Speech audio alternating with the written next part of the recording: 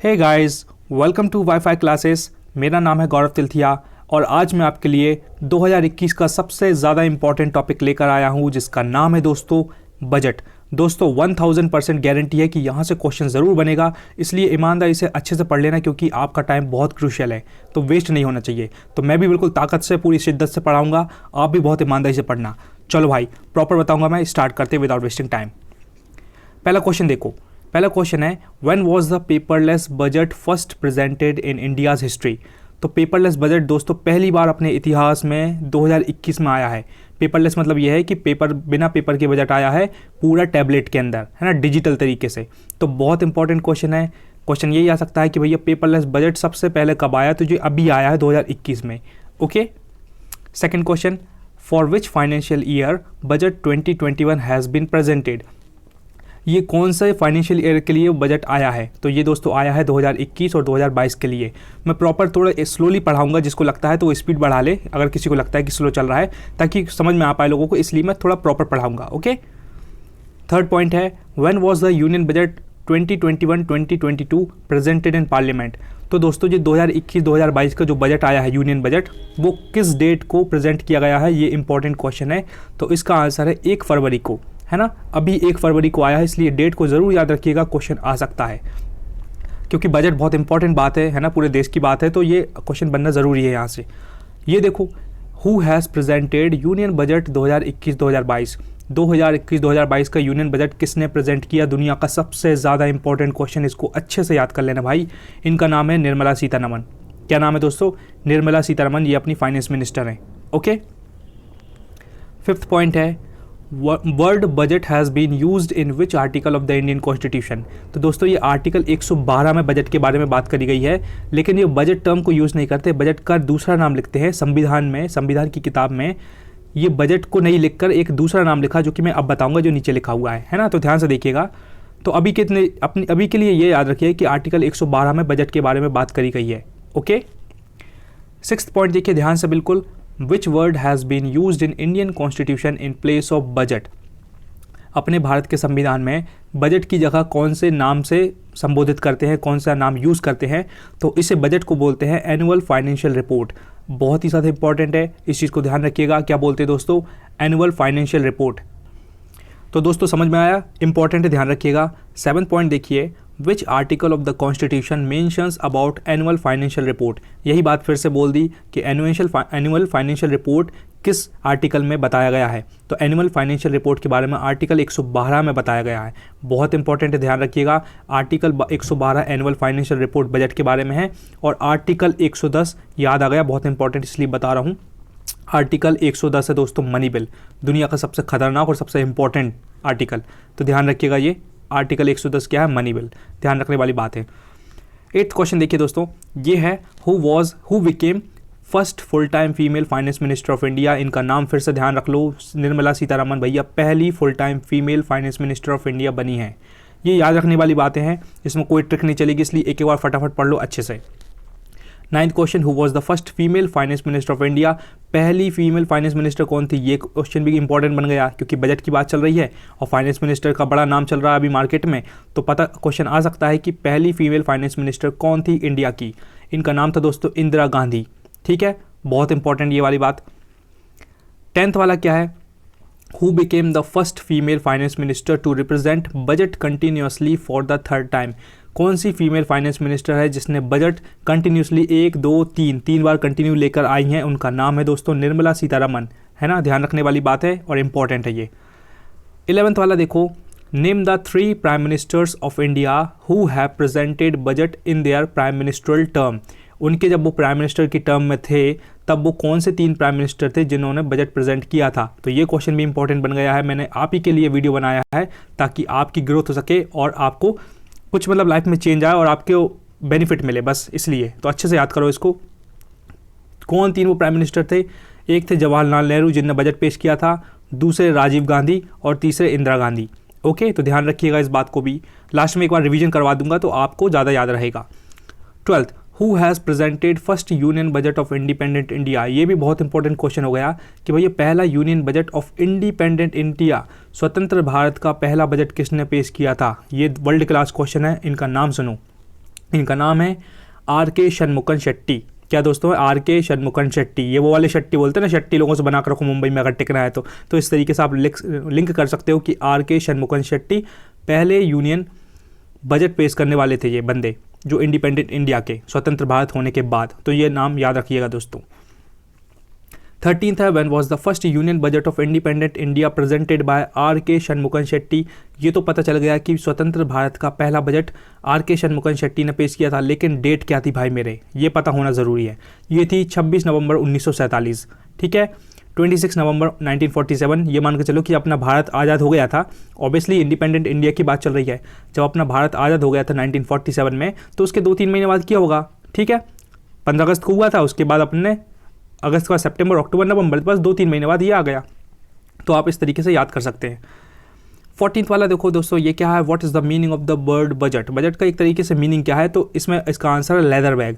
मतलब ये leather bag को ही मतलब रिप्रेजेंट करते हैं, इस तरीके से इसका मीनिंग ऐसा मानते हैं, है ना। और ये फ्रेंच से लिया गया, मैंने आगे भी लिखा है, देखो एक और word budget has been derived from which language. जो बजट जो वर्ड है ये कहाँ से, कौन सी लैंग्वेज से लिया गया है दोस्तों, ये फ्रेंच लैंग्वेज से उठाया गया है ये वाला वर्ड बजट वाला।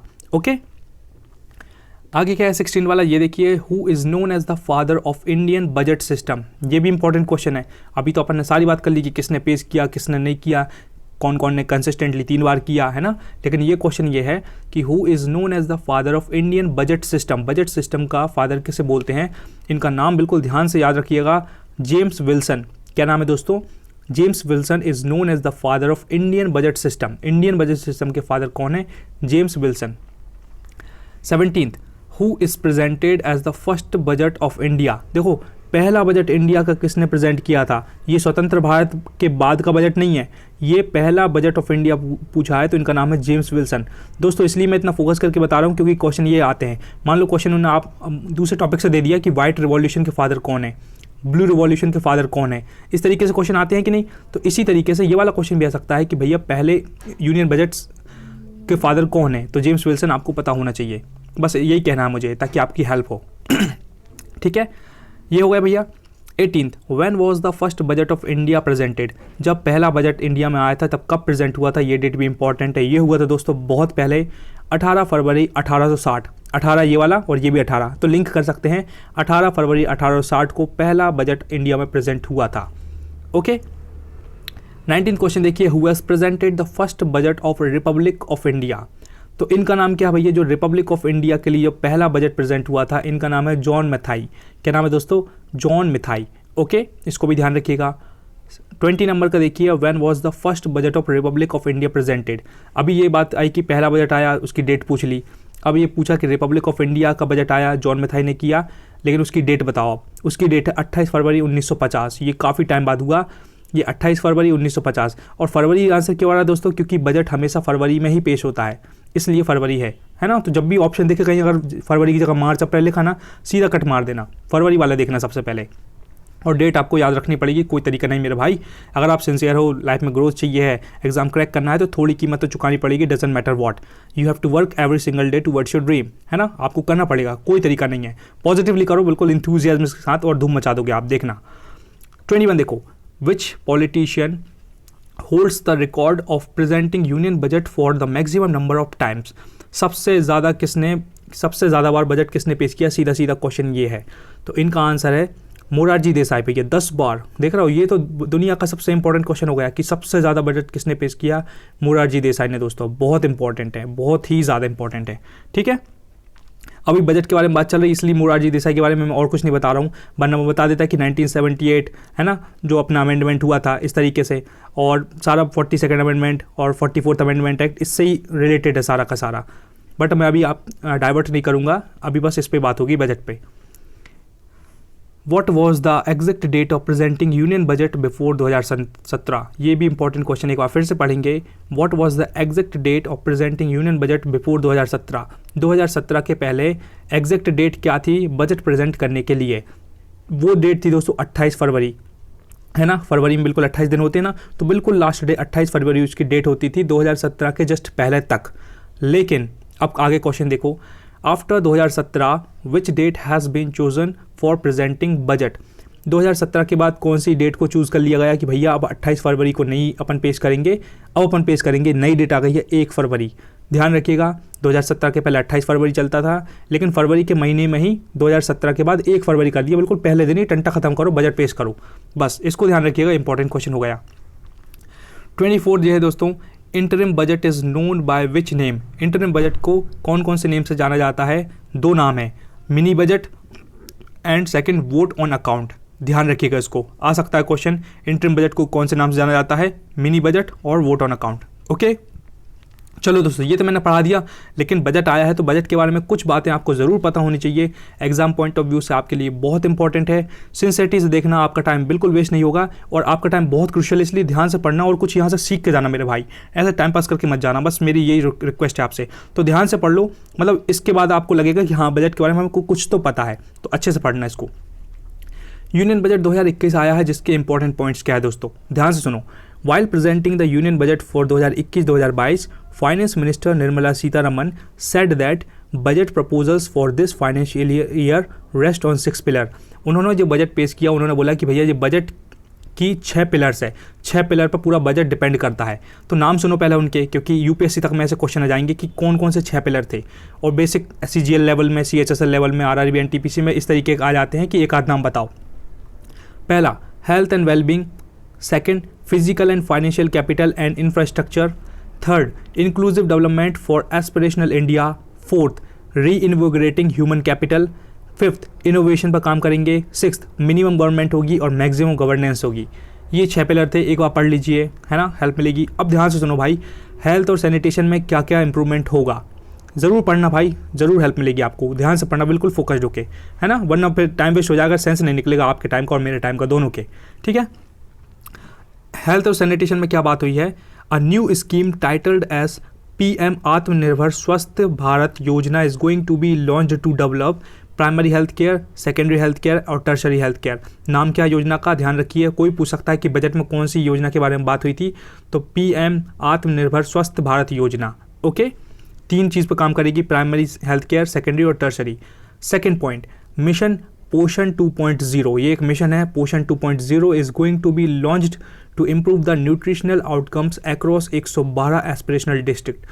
पोषण 2.0 नाम का एक मिशन लॉन्च होगा, जिसमें 112 डिस्ट्रिक्ट पे काम किया जाएगा। 112 जो अपनी डिस्ट्रिक्ट हैं उनको ध्यान में रखते हुए उस चीज़ को, न्यूट्रिशनल वैल्यू को बढ़ाएंगे ताकि वहाँ कुपोषित ना रहें लोग। ओके, ये हेल्थ पे बात हो गई। तीसरी बात, जल जीवन mission urban aimed at better water supply nation wide. एक जल जीवन मिशन लॉन्च होने वाला है ना, इसके हिसाब से, बजट के हिसाब से, जिसमें वाटर सप्लाई की कोई प्रॉब्लम नहीं रहेगी। तो ये सारी बातें हो गई दोस्तों हेल्थ से रिलेटेड। ओके, एजुकेशन में क्या होने वाला है, ध्यान से सुनिए। अगर किसी को लगता है कि स्पीड स्लो है तो ज़रूर 2 की स्पीड कर लीजिए, आपको भी समझ में आना चाहिए, बस इसलिए पढ़ा रहा हूँ मैं, क्योंकि बहुत सारे लोग ऐसे होंगे जो जिनको लगता है कि बहुत फास्ट जा रहा है तो थोड़ा स्लो होना चाहिए, तो मैं वैसा पढ़ाऊँगा। एजुकेशन में क्या होने वाला दोस्तों, बहुत इंपॉर्टेंट यहाँ से क्वेश्चन बन सकता है। पहला पॉइंट, 100 न्यू सैनिक स्कूल्स विल बी सेटअप। 100 नए सैनिक स्कूल सेटअप होंगे भैया एजुकेशन के लिए। 750 Eklavya school will be set up in tribal areas. जो ट्राइबल एरियाज होते हैं दोस्तों, है ना, वहाँ 750 एकलव्य स्कूल होते हैं। क्यों एकलव्य? इसलिए क्योंकि जंगल में एकलव्य रहता था ना, ऐसी की तैसी कर दी थी। गुरु द्रोणाचार्य ने उसको सिखाया नहीं था, लेकिन उसने मूर्ति बना के इस कदर धनुर्धर बना, खतरनाक लेवल का, कि अर्जुन की भी ऐसी की तैसी हो गई थी। अगर भैया वो इतिहास अगर वैसा नहीं होता तो अर्जुन का बाप कौन था? एकलव्य था। एकलव्य बहुत खतरनाक इंसान था, मतलब बहुत ही खतरनाक प्रैक्टिस करके धूम मचा दी थी भाई ने। इसलिए एकलव्य की बात आ गई। ट्राइबल एरिया से रिलेटेड एकलव्य है, इसलिए 750 एकलव्य स्कूल खुलेंगे भाई। ये हो गई एजुकेशन की बात। तीसरा point, a central university is going to be set up in Ladakh. Ladakh अभी अपने नई यूनियन टेरिटरी जो बनी है, ठीक है, तो वहाँ भी एक सेंट्रल यूनिवर्सिटी सेटअप होगी एजुकेशन को ध्यान में रखते हुए, है ना भाई। चलो आगे बढ़ो। इंफ्रास्ट्रक्चर में क्या होगा दोस्तों, इनको भी अच्छे से पढ़ लो। इसमें क्या होगा, vehicle scrapping policy to phase out old and unfit vehicles. इसका मतलब यह है कि जो पुरानी गाड़ी हो जाएंगी उनको स्क्रैप कर देंगे, उनको सब खत्म करना है, उनको कैसे मतलब गला गलू को और उसको नया बना देंगे, इस तरीके से रिसाइकल करेंगे, तो ये वाली पॉलिसी लेकर आएंगे। सेकंड क्या है, all vehicles to undergo fitness test. सारी व्हीकल्स फिटनेस टेस्ट के अंदर जाएंगी, मतलब एक फिटनेस टेस्ट होगा भैया, जैसे अपना होता है ना फिटनेस टेस्ट, ऐसे व्हीकल्स का भी होगा कि भैया वो कितना पॉल्यूशन करती हैं, कितना नहीं करती हैं, कितनी अच्छी हैं, कितनी बुरी हैं। 20 साल के लिए कौन सी होगी? पर्सनल व्हीकल जो आप चलाते हो, आपके पापा मम्मी चलाते हैं, आपकी घर की जो गाड़ी कार वार है वो 20 साल में एक बार चेक होंगी। और 15 साल में कौन चेक होंगी? कमर्शियल व्हीकल, है ना, कमर्शियल जो व्हीकल ट्रक वरक बस चलती हैं उनका फिटनेस टेस्ट होगा कि भैया तुम पॉल्यूशन तो नहीं कर रहे हो। अगर कर रहे हो तो फिर इनका कुछ हिसाब करना पड़ेगा। बस ये पॉलिसी है, इससे पॉल्यूशन कंट्रोल होगा। इंपॉर्टेंट बात यह है कि भैया हाईवे बनेंगे और रोड बनेंगी। कहाँ कहाँ अनाउंस हुआ है? केरला में हाईवे और रोड बनेंगे, तमिलनाडु, वेस्ट बंगाल और आसाम में। इन 4 नाम स्टेट का नाम याद रखिएगा, क्वेश्चन आ सकता है। ओके, और डबल से इस वीडियो को देख लेना आप 2 की स्पीड में, आपको सारी बात क्लियर हो जाएंगी कि मैं क्या पढ़ाना चाह रहा हूँ। और इतने प्रॉपर तरीके से टाइप करके आपकी हेल्प करने के लिए मैंने ये वीडियो बनाया, वरना बजट बहुत कॉम्प्लिकेटेड चीज़ है, अच्छों को समझ में नहीं आती भाई। आई होप आपको समझ में आएगी क्योंकि मैंने काफ़ी इनपुट दिया इसमें और काफ़ी मेहनत करी है। तो अगर पसंद आए तो अप्रिशिएट कर सकते हैं आप और अच्छा कमेंट कर सकते हैं अगर लगता है तो, ठीक है। ये देखो, और क्या होगा? 100% electrification of railways to be completed by 2023 तक रेलवे डिपार्टमेंट में 100% इलेक्ट्रिफिकेशन हो जाएगा भाई, ठीक है। Metro service announced in 27 cities, 27 cities में मेट्रो सर्विसेज अनाउंस हुई हैं। कहाँ कहाँ? सुनो, कोची मेट्रो, कोची कहाँ? अपने केरला में। चेन्नई में फ़ेज़ 2 स्टार्ट होगा, चेन्नई में ऑलरेडी थी, फ़ेज़ 2 फिर से स्टार्ट होगा। बेंगलुरु में स्टार्ट होगा, नासिक महाराष्ट्र के अंदर है, नागपुर भी महाराष्ट्र के अंदर है, ये सब वहीं स्टार्ट होंगे। ये इनके एक बार नाम पढ़ लो, बहुत इंपॉर्टेंट नहीं है बट पता होना चाहिए। और क्या होगा? नेशनल हाइड्रोजन मिशन लॉन्च होगा, जिसमें जनरेट होगी अपनी एनर्जी जनरेट होगी from the green power sources, इसलिए नेशनल हाइड्रोजन मिशन भी लॉन्च होने वाला है। बहुत इंपॉर्टेंट है और बहुत अच्छी चीज़ है क्योंकि बड़े बड़े विदेशी लोग ये कर रहे हैं, तो ये लोग अपने इंडिया वाले भी स्टार्ट कर रहे हैं इसको, इससे बहुत कुछ अच्छा होने वाला है। Recycling capacity of ports to be doubled by 2024 तक भैया जो अपने पोर्ट्स बंदरगाह होते हैं, है ना, जैसे मुंबई पोर्ट होता है, नावाशेवा पोर्ट चेन्नई, विशाखापट्टनम पोर्ट। आपने मूवी देखी है वाली once upon a time in Mumbai, Ajay Devgn की? तो सारा का सारा वहाँ पोर्ट जो बताते हैं ना, जहाज़ खड़ी रहती है, बड़ी बड़ी सामान यहाँ वहाँ तस्करी होती है, उन्हीं पोर्ट को डेवलप करेंगे, रिसाइकल करेंगे, है ना। और जिसने KGF मूवी देखी होगी उसमें भी पता होगा कि भैया पोर्ट्स के बारे में क्या है, क्योंकि उसकी एंट्री वहीं होती है खतरनाक लेवल पर पोर्ट पे, हीरो की, यश की, है ना। और क्या है आगे भाई? प्रधानमंत्री उज्ज्वला योजना LPG स्कीम जो है उसको बढ़ाएंगे और एक करोड़ ज़्यादा लोगों तक पहुंचाएंगे। ये बोला है कि 1 करोड़ लोगों तक और पहुंचाएंगे LPG स्कीम। चलो भाई, मैं आप एक छोटा सा क्वेश्चन पूछ लेता हूं कि ये प्रधानमंत्री उज्ज्वला योजना कब स्टार्ट हुई थी? अगर आप सिंसियर बंदे हैं, बिल्कुल लगता है कि हाँ दम है बंदे में, कोई पढ़ने वाला है, तो ज़रूर आंसर दें, मुझे बड़ा अच्छा लगेगा। और बाकी लोग भी पढ़ेंगे कि भाई कि ये वाली योजना कौन से सन में स्टार्ट हुई थी, ज़रूर बताइएगा। उम्मीद करता हूँ कि आप सब टैलेंटेड लोग हैं और अपने आप को प्रूव करेंगे। ओके, टैक्स के बारे में भाई फटाफट पढ़ लो क्योंकि ये आपको याद रहने वाला वैसे भी नहीं है, इसलिए फटाफट पढ़ लो। टैक्स में क्या होगा? No income tax for the people above 75 साल who get pension and earn interest from deposit. 75 साल के बाद वाले लोगों के लिए जो टैक्स वैक्स नहीं देना पड़ेगा, सीधी भाषा में बात ये है, बुजुर्ग लोगों को। Affordable housing projects to get tax holiday for 1 year, इसमें हाउसिंग लोन प्रोजेक्ट बनेंगे तो इसमें हेल्प मिलेगी। Duty of copper scrap reduced to 2.5 मतलब 2.5% कॉपर स्क्रैप रिड्यूस हो जाएगा, ज़्यादा इंपॉर्टेंट नहीं है। ये देखो, custom duty on gold and silver to be rationalised, है ना, इसमें भी क्या है, मतलब थोड़ा महंगा होगा ये इस तरीके से, ठीक है। और क्या है? Duty on solar inverters raised from 5% to 20%, जो सोलर इन्वर्टर बनते थे या कुछ इनका काम होता था वो 5% से 20% पे पहुंचा देंगे। और जो सोलर लैंटर्न्स होते थे, लाइटन बोलते हैं ना, शुद्ध हिंदी में लाइटन अपने गांव में, तो वो लैंटर्न्स बोलते हैं उनको, तो 5% से 15% चला जाएगा। बस एक बार पढ़ लो, आपको याद नहीं रहेगा। जो इंपॉर्टेंट मैंने एजुकेशन हेल्थ उस पर बात करी है ना, कार वगैरह वाले पे, स्क्रैपिंग पॉलिसी, उस पर काम करना है आपको। All nylon products charge with 5% custom duty, जो जितने भी नाइलन प्रोडक्ट्स हैं उस पर 5% कस्टम ड्यूटी लगेगी। Okay, custom duty on cotton raise from 0 to 10%, मतलब इस पर रेज हो जाएगी तो इसमें कॉटन का रेट बढ़ने वाला है। मतलब अभी तकिया, कंबल, चद्दर, है ना, ये सब खरीद लो मेरे भाई, क्योंकि कॉटन होने वाली महंगी, इस बात को समझ लो। तो अभी खरीद लो, बढ़िया ठंड का मौसम चल रहा, बढ़िया ओढ़ कर चद्दर ओढ़ कर इस कदर सोना कि भाई शानदार तरीके से, है ना। ये पढ़ लो भाई, इकोनॉमी एंड फाइनेंस फटाफट, ज़्यादा इंपॉर्टेंट नहीं है। फिस्कल डिफिसिट स्टैंड्स एट 9.5, जो फिस्कल डिफिसिट 9.5 पे रहती थी GDP में, लेकिन अब 6.8 रखना पड़ रहा है उसको 2021-2022 के लिए। ओके, इससे क्या होगा कि अपनी मतलब फ़ायदा होगा अपनी गवर्नमेंट को। Proposals to allow states to raise borrowing up to 4% of GDP this year. Proposes to increase FDI limit from 49% to 74%. जो फॉरेन डायरेक्ट इन्वेस्टमेंट होती है ना दोस्तों, अपने देश के लोग बाहर इन्वेस्ट कर सकते हैं, बाहर के देशों में इन्वेस्ट करते हैं, तो उनका बढ़ जाएगा 49% से 74%। तो इसकी वजह से अपने जो इन्वेस्टर लोग हैं यहाँ के काफ़ी खुश हो रहे हैं कि हाँ भाई कुछ ग्रोथ होगी अपनी। Deposit insurance scheme increase from 1 lakh to 5 lakh for bank depositors, है ना, इसको भी पढ़ लो, नॉट सो इम्पॉर्टेंट। ये थोड़ा इंपॉर्टेंट है। 2 PSU bank and 1 general insurance firms to be disinvested this year.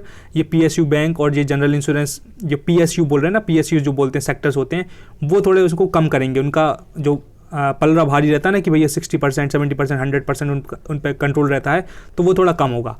ये देखो, strategic sale of BPCL, IDBI bank, Air India to be completed. इसको बेचने का प्लान है भैया। BPCL को बेच देंगे मतलब प्राइवेट कर देंगे, इसको बेच देंगे मतलब इसको प्राइवेट कर देंगे, इसको बेच देंगे मतलब इसको प्राइवेट कर देंगे। तो मतलब कुल मिलाकर ये है कि प्राइवेटाइजेशन हो रहा है। और आप बताइए कि ये कितना सही है कितना गलत है आपके पॉइंट ऑफ व्यू के हिसाब से। लास्ट बात देख लो फटाफट, एग्रीकल्चर में क्या होने वाला भाई। 1000 more mandis to be integrated into eNAM market place. 1000 more mandi start होने वाली हैं ताकि एग्रीकल्चर में ग्रोथ हो। 5 major fishing hubs including Chennai, Kochi, Paradip to be developed. Fishing hubs develop होंगी दोस्तों, चेन्नई में होंगी, कोची जो कि केरला में है, चेन्नई तो पता ही है तमिलनाडु, और पैराडीप उड़ीसा में है। तो यहाँ जो फिशिंग हब होती है, क्योंकि ये सब क्या अपने इंडिया में कोस्ट पे हैं, पानी पे, समुद्र से लगे हुए हैं ये सारे तट, तो यहाँ फिशिंग हब इंपॉर्टेंट है। यहाँ क्या फिर लोग मछली पकड़ेंगे और खूब खतरनाक लेवल का बिजनेस होता है भाई मछलियों का भी, है ना, तो इसलिए इनको इम्प्रूव करेंगे। और क्या भाई, a multipurpose seaweed park to be established in Tamil Nadu. Tamil Nadu भी अपने कोस्ट पे लगा है, तो सीवीड का मतलब ये होता है कि समुद्र के अंदर कुछ चीज़ें ऐसी उग जाती हैं जो पानी वाले रहने वाले जीव जंतुओं के लिए हेल्पफुल होती है और आपके लिए भी होती है, तो वहाँ भी पार्क बनेंगे। बहुत शानदार बात है ये, पहली बार आप सुनोगे। एक बार गूगल से पूछ लेना कि भाई what is the meaning of seaweed, show me the videos. तो गूगल असिस्टेंट में बढ़िया सी शानदार खूबसूरत सी मैडम शानदार आवाज़ में बताएगी आपको सीवीड क्या होता है। ज़रूर जानिएगा भाई, मैंने देखा था, काफ़ी समझ में आया मुझको। एम्प्लॉयमेंट में क्या भाई, फटाफट पढ़ लो। A portal to be launched to maintain information on gig workers and construction worker. Portal launch होगा भैया इनके लिए, सब वर्कर्स के लिए। Social security to be extended to gig and platform workers, not important. Marginal capital required for loans via stand up India scheme reduced to 25% to 15 for SC STs and women.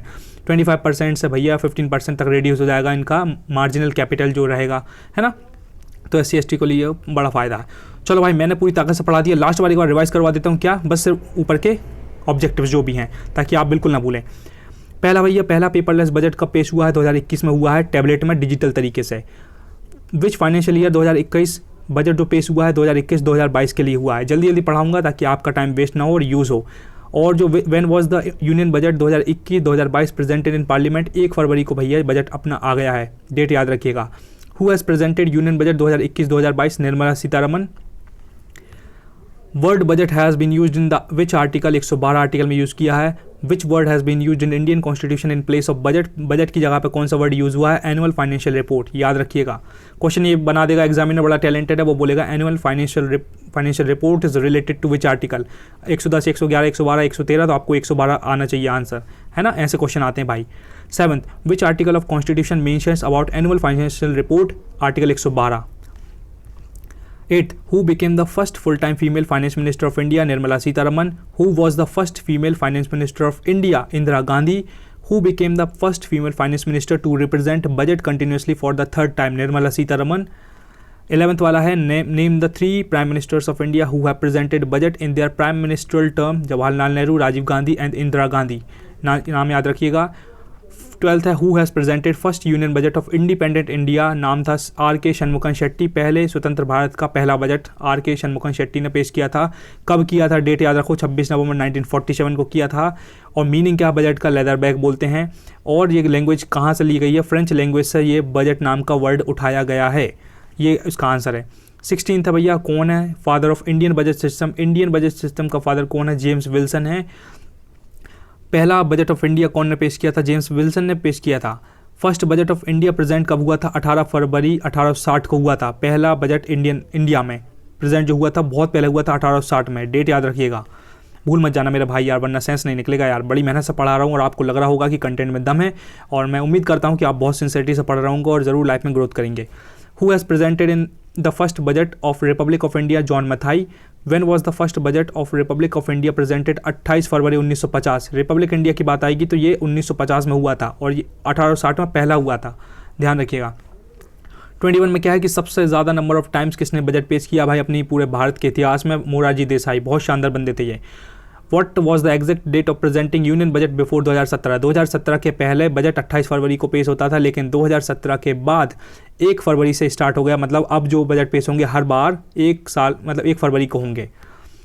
24 है interim budget को और कौन से नाम से जाना जाता है, मिनी बजट और वोट ऑन अकाउंट। बस दोस्तों इतना ही कहना था मुझे, मैंने पूरी ताकत से पूरी ईमानदारी से पढ़ा दिया है। Now it's your turn to revise this video again and again so that you can learn very well, and thanks for watching my beautiful friends. Please do comment if you like this video. अगर लगा हो मेरी मेहनत पसंद आई हो और explain करने का तरीका पसंद आया हो तो कमेंट करके बताइए कि वीडियो कैसा लगा। मैं उम्मीद करता हूँ कि आप में से कोई ना कोई कमेंट करके बताएगा कि वीडियो कैसा लगा, है ना, तभी मुझे मतलब पता चलता है कि मैं अच्छा कर रहा हूँ या बुरा, मुझको क्या इंप्रूव करना है वो मैं वहीं से समझ में आता है जब आप कमेंट करते हैं। तो इसलिए कमेंट करना इज़ मस्ट। और अगर वीडियो दमदार लगता है कि बंदा जेन्युइन है जिसने पढ़ाया है आपको, तो आप सब्सक्राइब कर सकते हैं ताकि आने वाले समय में आपको शानदार इन्फॉर्मेटिव वीडियोज़ मिलते रहेंगे। तो सब्सक्राइब करना आपकी मर्जी है, अगर आपको लगता है कि कंटेंट वैल्यूएबल है तो ज़रूर सब्सक्राइब करिए, है ना। लास्ट बात क्या है कि रिवीजन इज़ द की, never under estimate the power of revision. जितने भी बड़े IAS IPS बन के बैठे हैं मेरे भाई, कंसिस्टेंट रिवीजन करते हैं 25-25 30-30 बार, that's why they became IAS और IPS। If you really want to succeed like them then revision is the key, बार बार रिवाइज करिए और एग्जाम में जाकर धूम मचा देना। और आपकी हेल्प करने के लिए डिस्क्रिप्शन चेक कर लेना, क्योंकि मैंने शानदार वीडियोस डाल दी हैं with the help of tricks. इस चैनल पर मैक्सिमम वीडियोस ट्रिक्स की हेल्प से डलते हैं। अगर आपको लगता है कि पढ़ना चाहिए यहाँ से तो एक बार ट्राई कर लो और 2 मिनट के अंदर पता चल जाएगा कि इस वीडियो को देखना है या नहीं, तो वो आपकी मर्जी है। और आप देखने के बाद एकदम हो जाओगे फ़ैन और सब्सक्राइब ज़रूर कर लोगे। बस इतना ही कहूँगा। All the best for your future, never ever give up, be consistent towards your goal and be proud of who you are, है ना।